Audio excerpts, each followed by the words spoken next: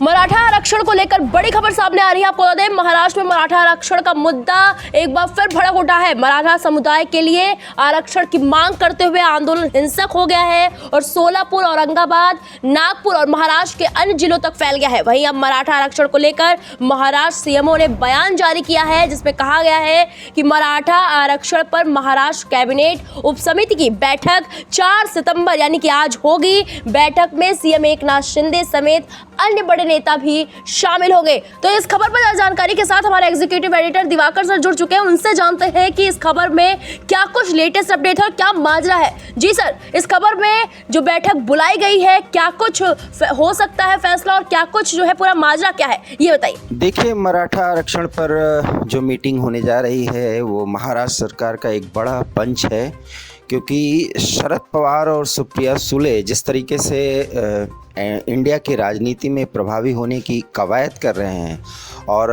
जैसा कि खबर मिल रही है कि चौथी बैठक में शरद पवार कोई बड़ी बात कह सकते हैं और उनकी भूमिका पर भी कुछ बड़ी बात कही जा सकती है। सुप्रिया सुले ने जो बयान दिया वो आप समझ ही सकते हैं। इसलिए मराठा राजनीति में जो शरद पवार दखल रखते हैं उसको पूरी तरह से कुंद करने के लिए ये फडणवीस जो है वो ये बड़ा कदम उठाने जा रहे हैं और इसमें भारतीय जनता पार्टी और शिवसेना ने एक तरह से ये साध लिया है कि उद्धव ठाकरे और शरद पवार की जो भी कोशिशें और कवायदें हैं और ख़ास करके महाविकास आघाड़ी जिस तरीके की राजनीति करके मराठा राजनीति और मराठा श्रेष्ठता को प्रभावी करना चाहती है, वो बात अब बिल्कुल वो धार उनकी कुंद हो जाएगी।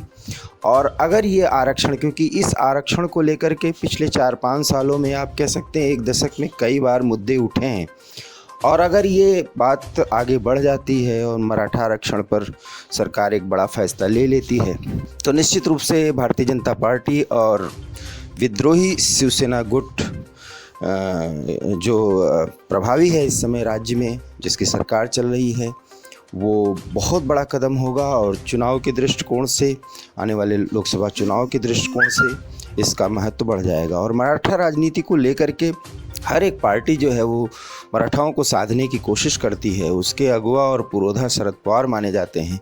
शरद पवार की राजनीति को पूरी तरह से अप्रभावी करने या उसकी धार ही को कुंद करने की एक बहुत बड़ी कवायद है।